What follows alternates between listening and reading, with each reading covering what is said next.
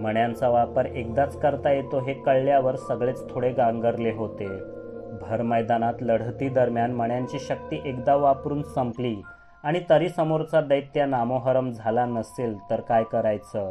कारण त्यानंतर जर प्रतिस्पर्ध्याचा घाव झेलावा लागला तर वेदना जाणवणारच, पूर्ण ताकदीने लढता येणार नाही.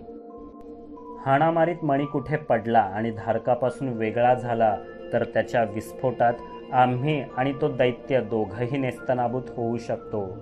बराच वेळ आम्ही या गोष्टीवर विचार केला, पण काहीच उपाय सुचला नाही. शेवटी सगळे कंटाळून झोपी गेले. मला झोप येत नव्हती, म्हणून मी फेरफटका मारायला दालनाबाहेर पडलो. आमच्यावर कुठलीही बंधनं नव्हती, कारण गुहेत शिरल्यावर कलीप्रासादापर्यंत आम्ही स्वतःच चालत आलो होतो, म्हणजे पळून जाण्याचा प्रश्नच नव्हता. तसंही सैतानाच्या मर्जीशिवाय पाताळाबाहेर कोणीच जाऊ शकत नाही. बस्तरच्या जंगलात रात्रीच्या वेळी दिसणारं लाल धुकं, दैत्याकार झुरळे आणि वनराक्षस हा सैतानानेच आमच्यासाठी रचलेला सापळा होता. आम्ही पाताळात पोचताच वरचा मायावी खेळही संपला असेल. निदान आता तरी त्या गरीब कुर्गी आदिवासींना आपल्या जीवलगांना वनराक्षसाला बळी द्यावं लागणार नाही.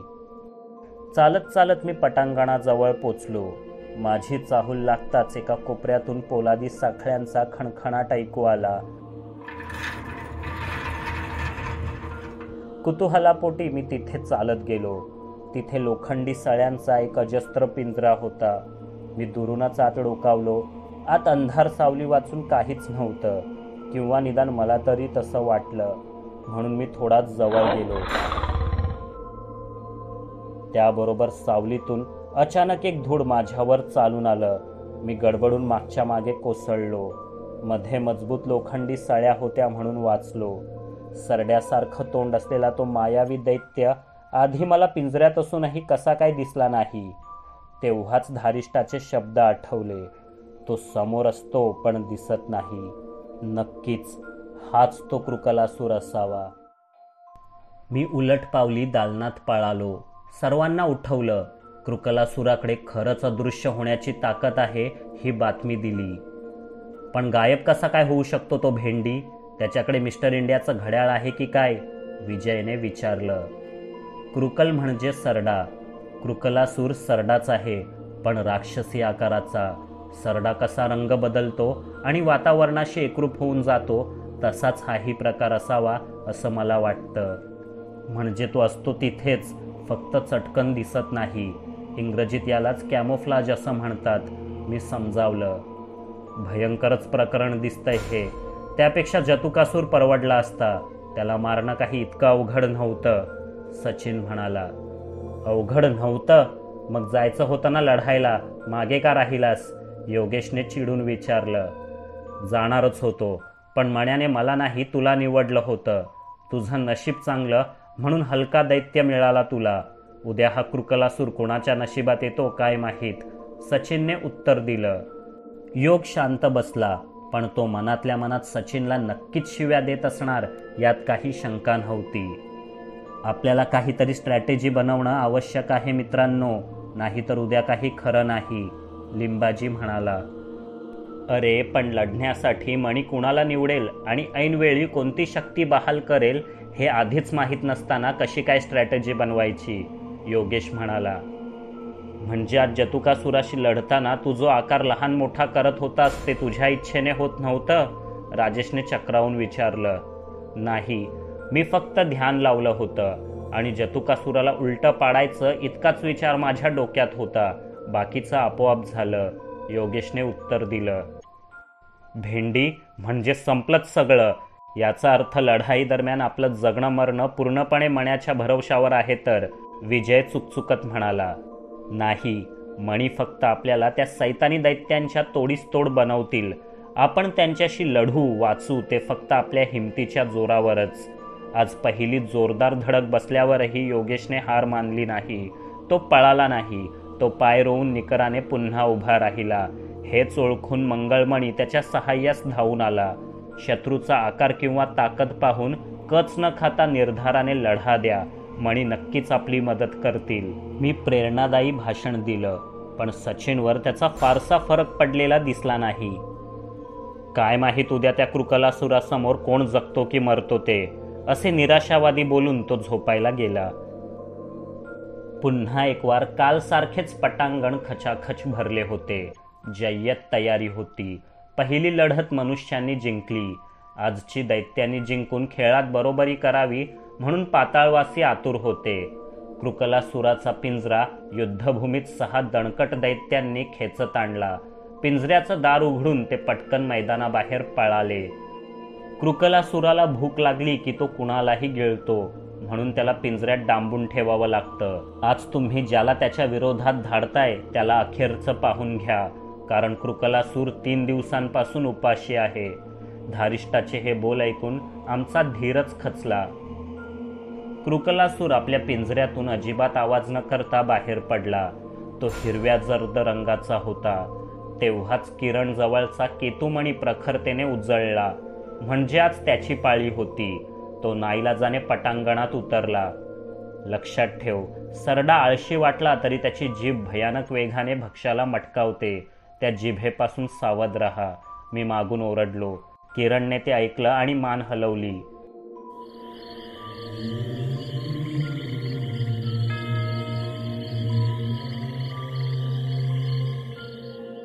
घंटा वाजली. असुरराज कली प्रकटला. लढतीला सुरुवात झाली. कृकलासूर फारच संथ गतीने एक पाऊल पुढे टाकत किरणच्या दिशेने येत होता. त्या अवधीचा फायदा घेऊन किरणने मणी छातीशी धरून ध्यान लावलं. कृकलासूर किरणपासून 12-15 फुटांवर येऊन थांबला. सर्व दिशांना फिरणाऱ्या आपल्या गोलगोल डोळ्यांनी टार्गेट लॉक करू लागला. आता कुठल्याही क्षणी त्याची जीभ चापकासारखी बाहेर पडेल आणि तुला गुंडाळून त्याच्या नरड्यात घेऊन जाईल. किरण, सावध राहा, मी एकटाच बडबडत होतो. आणि झालंही तसंच. पण आधीच सावध असलेला किरण पटकन 2 पावलं उजवीकडे गेला आणि कृकलासुराचा नेम चुकला. पाताळवासी हताश झाले. कृकलासुराचा पहिला वार चुकला होता. आता तो काय करणार? तो आपली स्थिती बदलू लागला. नेम धरण्यासाठी त्याला वेगळा कोन साधायचा असावा. इतक्यात किरणला काहीतरी होऊ लागलं. तो आकडी आल्यासारखा थरथरू लागला आणि पाहता पाहता गायब झाला. सगळेच चक्रावले, उठून उभे राहिले. हे काय आक्रीत? तो योगसारखा आकुंचन पावला होता का? आम्ही पूर्ण मैदान बारीक नजरेने धुंडाळलं, पण नाही, किरण कुठेच नव्हता. कृकलासूरही गोंधळला. पण तेवढ्यात किरण अचानक त्याच्या पाठीमागे प्रकट झाला. त्याने कृकलासुराची गोलगोल गुंडाळलेली शेपटी पकडली आणि त्याच्यावर स्वार झाला. हा फक्कड डावपेच होता, कारण कृकलासूर इतर कुठेही आपल्या जिभेने वार करू शकतो, पण स्वतःच्या शरीराचाच वेध घेणं त्याला शक्य नव्हतं. 5 मिनिटं तो संथ कृकलासूर आपली शेपूट धरून बसलेल्या किरणचा वेध घेण्यासाठी गोलगोल फिरत होता. पण किरण काही त्याच्या तावडीत सापडेना. सगळे पाताळवासी हा गोलगोल राणीचा खेळ पाहून वैतागले होते, पण आमचे मात्र चांगलेच मनोरंजन झाले. अजून अशी 8-10 मिनिटं काढली की ही लढतही आम्ही जिंकलीच समजायची. पण तेवढ्यात कृकलासुराने एक अनपेक्षित डाव टाकला. त्याने मागे मागे जात सरळ पिंजऱ्यालाच धडक दिली. हादरा बसताच किरण खाली कोसळला. तो सावरून उभा राहतो तोपर्यंत कृकलासूर गायब. पाताळवासी आनंदाने चित्कारले. लढतीतला रोमांच वाढला होता. किरण तो गायब झालेला नाही, त्याने फक्त रंग बदलला आहे. कदाचित मातीच्या मातकट रंगाशी तो एकजीव झाला असेल, पण तो तिथेच कुठेतरी आहे. त्याच्या जिभेपासून सावध राहा, मंगेश ओरडला. किरण वाकडा तिकडा धावू लागला. ते बरोबरच होतं. सरळ धावला असता तर कृकलासुराने त्याला सहज गिळलं असतं. अचानक त्याला काय सुचलं कुणास ठाऊक. तो थेट कृकलासुराच्या पिंजऱ्यातच शिरला.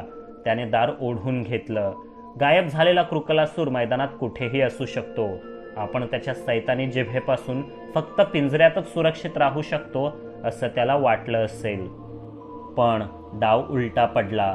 कृकलासूर त्या पिंजऱ्याच्या दाराजवळच उभा होता. त्याने लपकन जिभेनेच दार ओढलं आणि संथपणे आत शिरला. आता काहीच घाई नव्हती. किरणला पळायला मार्गच नव्हता. तो पिंजऱ्यात मागे मागे जाऊ लागला. कृकलासूर थेट त्याच्या नजरेला नजर भिडेपर्यंत आत पोचला आणि तेव्हाच किरणने अखेरचा डाव टाकला. तो पुन्हा गायब झाला आणि बरोबर 10 सेकंदांनी पिंजऱ्याच्या बाहेर दिसला. मंद कृकलासूर उलटा फिरण्याआधीच किरणने दार लावून बाहेरून अडसर घातला. कृकलासूर पुन्हा आपल्याच पिंजऱ्यात अडकला. त्या दैत्याकार सरड्याने पिंजऱ्याच्या जाडजूड सळ्यांवर दणादण दणके दिले. आपल्या हत्तीच्या सोंडेसारख्या मजबूत जिभेने त्या उचकटून काढण्याचा प्रयत्नही केला, पण खास कृकलासुरासाठीच बनवलेला तो सैतानी पिंजरा तुटेना. अखेरचा उपाय म्हणून त्याने पुन्हा रंग बदलला आणि आत कुणीच नाही असं दाखवण्याचा प्रयत्न केला, पण तो तिथेच असणार हे किरणला चांगलंच ठाऊक होतं. 15 मिनिटं संपून गेली तरी कृकलासुराला बाहेर निघणं जमेना. पाताळवासियांचा पुरता हिरमोड झाला. ते कृकलासुराला शिव्याशाप देऊ लागले. लढत पाहण्यासाठी आलेल्या आणि प्रेक्षकांमध्ये बसलेल्या इतर कृकलवंशीयांना बाकीचे दैत्य रागाने पाहू लागले, पाण उतारा करू लागले. सैतानाच्या अंगाची तर लाही लाही होत होती. तो काहीच न बोलता तडक उठून आपल्या प्रासादात गेला. आम्ही पुन्हा एकदा विजयाचा जल्लोष केला. धारिष्ठा आम्हाला हिडीस फिडीस करत आमच्या दालनात घेऊन गेली. किरणने लगेचच खिशातून केतुमणी काढला. त्याचं कार्य संपलं होतं. तो कंप पाहू लागला, पण खिडकीतून बाहेर फेकताना चुकून तो दालनातच पडला. सगळ्यांचे धाबे दणाणले. जणू समोर टाइम बॉम्ब बसून त्याच्यावर शेवटचा सेकंद उरलाय. आता तो कुठल्याही क्षणी फुटणार. तेवढ्यात मी पटकन तो उचलला आणि काय आश्चर्य, गरम तव्यावर टाकलेल्या पाण्याच्या थेंबासारखा तडतडणारा तो मणी एकदम शांत झाला. त्याचा रंग काळवंडला होता. हे त्यातील ऊर्जा संपल्याचे चिन्ह असावे, पण त्याचा विस्फोट मात्र झाला नाही. असं का घडलं? सगळेच कोड्यात पडले. हा तुझ्याकडच्या सूर्यमण्याचा प्रताप असू शकतो. त्याच्या सानिध्यात इतर अस्थिर मणी स्थिर होत असतील कदाचित, पण पुन्हा जेव्हा तो सूर्यमण्यापासून दूर होईल तेव्हा विस्फोट होऊ शकतो. म्हणून तो आताच फेकून दिलेला बरा. राजेशने अंदाज बांधला. मलाही ते पटलं. मी तो खिडकीतून खाली फेकणार होतो, पण तेव्हाच काहीसं वाटून मी तो पुन्हा माझ्या खिशात ठेवून दिला. हे काय करतोयस तू? वेड लागलाय का तुला? जिवंत बॉम्ब खिशात ठेवून फिरतं का कोणी? लिंबाजी म्हणाला. असू देत, तो फेकावासा वाटत नाही. मी पूर्ण काळजी घेईन. तुम्ही निश्चिंत राहा, मी आश्वासन दिलं. याने कुठल्या ना कुठल्या प्रकारे आपल्याला ठार मारायचं ठरवलेलंच दिसतंय, तेही सगळ्यांना एकदम होलसेलमध्ये. मी आजपासून याच्या बाजूच्या पलंगावर झोपणार नाही. सचिन कुरकुरला. बरं झालं, निदान तुझ्या राक्षसी घोरण्यापासून माझी सुटका तरी होईल, मी हसत म्हटलं. किरण, तू पण येडाच आहेस. पहिल्यांदा गायब झालास तेव्हाच 15 मिनिटं थांबून राहिला असतास तर लढत आरामात जिंकली असती आपण, विजय म्हणाला. हो, मी प्रयत्न केला, पण मण्याने मला फक्त 10 सेकंदच गायब होण्याची मुभा दिली होती. एका ठिकाणी अंतर्धान पाहून दुसऱ्या ठिकाणी 10 सेकंदाने प्रकट होण्याची ताकद मण्याने मला बहाल केली होती, किरणने स्पष्ट केलं. तू स्वतः तशी इच्छा व्यक्त केली होतीस का? राजेशने उत्सुकतेने विचारलं. नाही, मी फक्त ध्यान लावलं होतं. मला वाटतं परिस्थितीनुसार मणीच तुम्हाला कोणती शक्ती बहाल करायचं ते ठरवतं. ऐनवेळी त्या शक्तीचा योग्य वापर फक्त आपल्याला करता आला पाहिजे. योगेशने कसा जतुकासुराच्या पोटाखाली शिरून आपला आकार वाढवला आणि त्याला उलटं पाडलं, तसंच मीही कृकलासुराला त्याच्याच पिंजऱ्यात अडकवण्याची शक्कल लढवली. तो पिंजरा उद्ध्वस्त करणं त्याला शक्य असतं तर तो 3 दिवस उपाशी पिंजऱ्यात का राहिला असता, किरणने सांगितलं. त्याच्या अक्कल हुशारीचं आम्हाला कौतुक वाटलं. 9 घोस्टचे हेच वैशिष्ट्य आहे. आम्ही वरून अतिशय सामान्य, शांत, कधी कधी मूर्खही वाटू शकतो, पण प्रत्येकजण भारी चलाख आणि डोकेबाज आहे. आमचे शत्रू, मग ते कृकलासुरासारखे दैत्यही का असेनात, आम्हाला हलक्यात घेतात आणि पस्तावतात. मण्यापासून दूर होताच किरणलाही तहान भूक लागू लागली. तो योगेश बरोबर आम्हाला दिलेले पदार्थ खाऊ लागला. बाकीच्यांनीही भूक नसताना चव म्हणून ते चाखले. फारच रुचकर होते. सचिन तर त्यांच्यावर तुटूनच पडला. सलग दुसऱ्या मानहानिकारक पराभवानंतर महामहिम असुरराज कली भयंकर चिडलेले आहेत. तिसऱ्या लढतीसाठी पाताळातील अत्यंत क्रूर दैत्य अष्टपद्मासुराची निवड त्यांनी केली आहे. अष्टपद्मासूर कलिप्रासादामागच्या काळ्या कुट्ट लवण सरोवरात राहतो. त्याची भूक अफाट आहे. दर 1 दिवसाआड त्याला 100 दुरात्म्यांचा खुराक घालावा लागतो. सराईत चोर, दरोडेखोर, घरफोड्या करणारे, अन्न भेसळ करणारे, दर्जाहीन वस्तू विकणारे, घराचं स्वप्न दाखवून गोरगरिबांनी कष्टाने कमावलेली आयुष्यभराची मिळकत लांबवणारे बेईमान बिल्डर्स, नोकरी लावण्याचं स्वप्न दाखवून बेरोजगारांकडून पैसे उकळणारे भामटे, अशा सर्व लबाडांना नरकात आल्यावर या अष्टपद्मासुराच्या समोर टाकलं जातं. त्यांनी गरिबांची कमाई जशी गट्टम केली तसा अष्टपद्मासूर त्यांचा एक एक अवयव तोडून चवीचवीने गिळतो. हे दुरात्मे आपला नश्वर देह जरी पृथ्वीवरच सोडून येत असले तरी पाताळातील कठोर शिक्षा त्यांच्या आत्म्यांना तशाच वेदना देतात जशा खऱ्या शरीराला जाणवतात. तुमचं दैव बलवत्तर आणि तुमच्याकडे कसलेसे मायावी मणी आहेत म्हणून तुम्ही 2 लढती जिंकल्यात. पण तिसरी लढत कठीण असणार आहे. 3 हृदये, 8 पाय आणि 9 मेंदू असलेला दैत्य अष्टपद्मासूर उद्या तुमच्यापैकी एकाची नक्कीच खांडोळी करणार. धारिष्ठाने आम्हाला नेहमीप्रमाणे घाबरवले आणि मग दात विचकून हसत निघून गेली. आम्ही तिच्यापासून 4 हात लांबच राहतो, कारण तिचे तीक्ष्ण सुळे कधी ती आमच्या मानेत रुतवेल आणि नरडीचा घोट घेईल याचा नेम नाही. भगिनी धारिष्ठाने जे वर्णन केले त्यावरून हा अष्टपद्मासूर इतर कोणी नसून एखादा महाकाय अष्टपाद अर्थात ऑक्टोपस असावा असे अस्मादिकांना वाटते. अष्टपादासच 3 हृदये, 8 पाय आणि 9 मेंदू असतात. तो क्षारयुक्त सागर जलात राहतो. विशालने माहिती पुरवली. ते सर्वांना ठाऊक आहे रे, पण भगिनी धारिष्ठा म्हणजे काय? राखी बांधली की काय तिने गुपचूप तुला? लिंबाजीने हसत विचारलं. तसं काही नाही. अस्मादिकांनी नेहमीप्रमाणे सभ्य भाषेचा वापर करत तिजला भगिनी संबोधले. विशाल म्हणाला, तिला भगिनी म्हण नाही तर आणखी काही. शेवटी ती आहे रक्तपिपासू व्हॅम्पायरच. संधी मिळाली की सगळ्यात आधी ती तुझ्याच सभ्य नरडीचा घोट घेईल, तेही होलसेलमध्ये. सचिनने इशारा दिला. अस्मादिकास त्याची सवय आहे सेवका. तूही इतुकी वर्षे तेच करत आला आहेस. विशालने टोमणा मारला. आपल्या फालतू चाळ्यांनी आमच्या डोक्यावर बसून इतकी वर्ष तूही आमचं रक्तच शोषलंयस ढेकण्या, असं म्हणतोय तो. मंगेश काडीने दात कोरत शांतपणे म्हणाला. सचिन रागावला आणि विशालला ढकलत ढकलत खिडकीजवळ घेऊन गेला. तिथे ते दोघं खोटी खोटी हाणामारी करत होते. तेवढ्यात बाहेर वीज कडाडली. लाल आसमंत आणखी लाल झाला. दूर क्षितिजावर सैतानी ढग दाटून आले होते. विजाही कोसळत होत्या.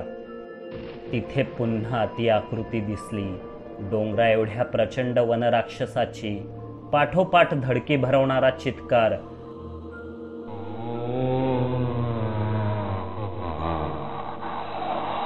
सगळे आवासून खिडकी बाहेरचं ते भयानक दृश्य पाहत होते.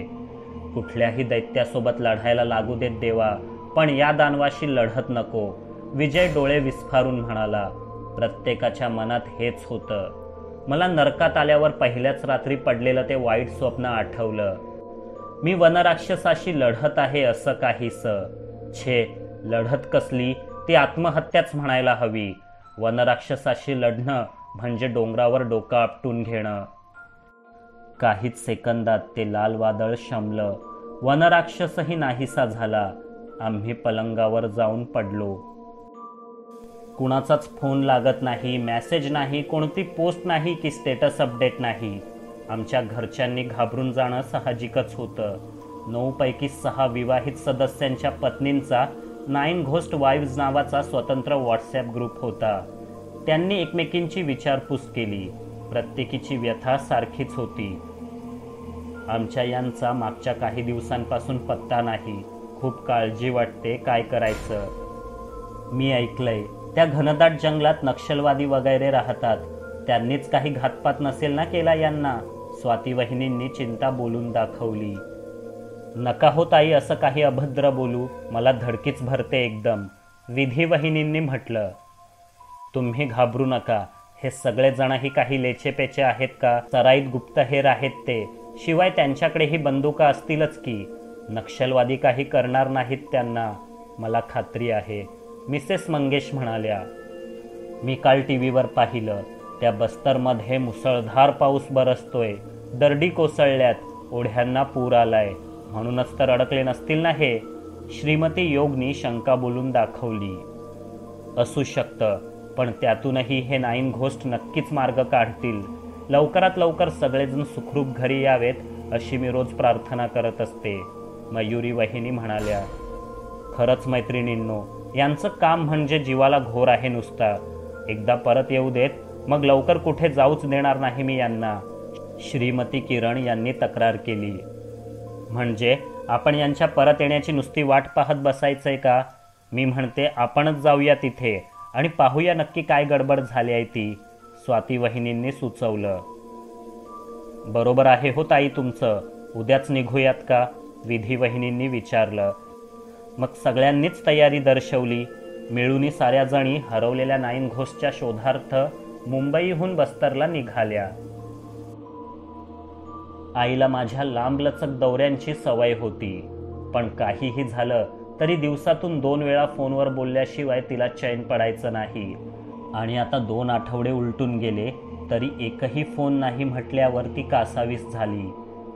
इथे पोचताच मला पुन्हा अर्धशिशीचे झटके येऊ लागले आहेत हे तिला कळवलं होतं. त्यामुळे तिची चिंता आणखीच वाढली. तिने दादाला हैराण करून सोडलं. त्याने सगळ्या मित्रांना फोन लावला. सगळे एकतर अनरिचेबल नाही तर स्विच ऑफ होते. मग त्यालाही चिंता वाटू लागली. आणखी आठवडाभर वाट पाहू, काही खबर मिळाली तर ठीक, नाहीतर मी स्वतःच जाईन त्याला बस्तरला शोधायला, असं बोलून त्याने आईला धीर दिला. प्रतापपुराच्या महाराजांची तब्येत आता बऱ्यापैकी सुधारली होती. आपल्या धाकट्या लेकीने राजगादीसाठी आपल्यावरच हल्ला करवला हा मानसिक धक्का त्यांनी कसाबसा सहन केला. इरावतीवर आपण योग्य संस्कार करू शकलो नाही. कदाचित विदेशात शिकताना चुकीच्या संगतीमुळे तिने असं पाऊल उचललं असेल. आपण वेळीच लक्ष द्यायला हवं होतं, ही बोच त्यांना सतावत होती. पण निदान गार्गीच्या बाबतीत तरी त्यांचे आडाखे चुकले नव्हते. ती कर्तबगार होती, संवेदनशील होती. तिला संपत्तीचा हव्यास नव्हता. स्वयंवरात तिने योग्य तरुणाची निवड केली, पण तिचा भावी पती या राजमहालाचा घरजावई व्हायला हवा अशी अट असल्यामुळे त्यांना एकमेकांपासून दूर होणं भाग पडलं. राज्य, राजमहाल आणि उतारवयातील महाराज साहेब या तिघांनाही गार्गीच्या भक्कम आधाराची गरज होती. ती लग्न करून सासरी गेली तर राजमहालाची रयाच निघून जाईल याची कल्पना महाराजांना होती. म्हणूनच त्यांनी ही घर जावयाची अट कायम ठेवलेली. पण गार्गीच्या सुखाचा विचारही करणं गरजेचं होतं. ती समजूतदार होती. तिला परिस्थितीची जाणीव होती. आपल्या प्रेमाचं उमलत असलेलं गुलाब पुष्प मनाच्या फुलदाणीत ठेवून तिने राजमहालाचा कारभार डोक्यावर घेतला आहे. आपल्याला नेमकं काय हवंय हे तिला कळलंय, पण तिला काय हवंय हे आपल्यालाही कळलं पाहिजे. ज्या वयात तिने हातात मेहंदी सजवावी त्या वयात आपण तिच्याकडे राजमहालाचा लगाम सोपवतोय. पण खरं तर ती दोन्ही गोष्टी सांभाळण्यासाठी समर्थ आहे. आपण आपल्या अटींचा फेरविचार करायला हवा. राज्याचे भले आणि गार्गीचे संसार सुख दोन्ही गोष्टींचा मेळ जुळवून आणायला हवा. असेच विचार दिवसभर महाराज साहेबांच्या डोक्यात चाललेले असत. इथे गार्गीनेही बऱ्याचदा मला संपर्क करण्याचा प्रयत्न केला, पण काहीच उत्तर नाही म्हटल्यावर तिलाही थोडी चिंता वाटू लागली. घौल प्रकरणानंतर राज्याची घडी मोठ्या प्रयत्नाने तिने नीट बसवली होती. महाराज साहेबही व्हीलचेअरवर असले तरी पूर्वीपेक्षा फारच बरे होते. राजमहालाच्या कामकाजातून थोडी उसंत घेऊन आपण स्वतःच बस्तरला जावं आणि नेमकं काय बिनसलंय ते पाहावं असं राजकुमारी गार्गीने ठरवलं. तिने मंत्र्यांना बोलावून तशा सूचना दिल्या. दुसऱ्या दिवशी पहाटेच एका खाजगी विमानाने ती बस्तरला पोचणार होती. नरकात दिवस उगवतच नाही, असते ती फक्त रात्र. इथे सूर्य नसल्याने प्रकाशच नसतो. पहिले 12 तास फिक्कटसा लाल उजेड सर्वदूर पसरलेला असतो, त्याला पूर्वरात्र म्हणतात. नंतरचे 12 तास तो उजेडही नाहीसा होऊन भयानक काळा अंधार आसमंत व्यापतो, ती असते उत्तर रात्र. ना चंद्रप्रकाश, ना तारे, ना कुठले दिवे. सैतान प्रासादाच्या दालनात आणि मार्गिकेतून काही निळे जांभळे दिवे तेवत असतात, पण त्यांचा प्रकाश असून नसून सारखाच. तो प्रकाश धीर देण्याऐवजी आणखीच घाबरवतो. त्या गूढ रोगट प्रकाशात सावल्या आणखी भयप्रद वाटू लागतात. तशीच एक सावली मोकळ्या मार्गिकेतून हळूहळू आमच्या दालनाकडेच येत होती. आमच्या दालनाला दारच नव्हतं. कुणीही कधीही बिनधास्त या, तशी ती सावलीही आत आली. आम्ही आपापल्या पलंगावर अस्ताव्यस्त झोपलो होतो. ती सावली अधाशीपणे आमच्याकडे पाहू लागली. हळूहळू एका पलंगाच्या जवळ आली, खाली वाकली. तिथे योगेश झोपला होता, अगदी डाराडूर. आपल्या चपळ हातांनी हलकेच ती त्याला चाचपडू लागली, जणू काहीतरी शोधत असावी, पण ते सापडलं नाही. म्हणून तिने आपला मोर्चा सचिनकडे वळवला. पूर्ण पलंग काबीज करून तो ऐसपैस झोपला होता आणि असा दणाणून घोरत होता की दैत्यांनी ऐकलं तर त्यांनाही धडकी भरावी. ती सावली अगदी हळूवारपणे त्याचेही खिसे चाचपडू लागली. ती काहीतरी शोधत असावी. पण तेवढ्यात सचिनने कूस बदलली आणि तिला हात मागे घ्यावा लागला. सावली चिडली. अंधारात फक्त तिचे लकाकते डोळेच काय ते दिसत होते आणि त्या डोळ्यांनी ती अंधारात स्पष्ट पाहू शकत होती. घोरण्यामुळे सचिनच्या ताणल्या जाणाऱ्या मानेवरील नसा तिला दिसल्या, अगदी तटतटलेल्या. त्यांच्यात किती रुचकर ताजं रक्त असेल. युगे लोटली, आपण जिवंत मनुष्यांचं रक्त प्राशन केलं नाही आणि आज अशी नामी संधी चालून आली आहे तर वाया जाऊ द्यायची. धोका दिसताच विंचवाने नांगी उगारावी तसे तिचे तीक्ष्ण सुळे आपोआप बाहेर आले. महामहिम असुरराज कलींनी अजून तरी या गोष्टीची परवानगी दिली नव्हती. त्यांना कळलं तर केवढा मोठा गजहब होईल याची तिला कल्पना होती. पण यावेळी तिला इतर काहीही सुचत नव्हतं. तिला फक्त रक्त हवं होतं, जिवंत मनुष्यांचं उष्ण सळसळीत रक्त.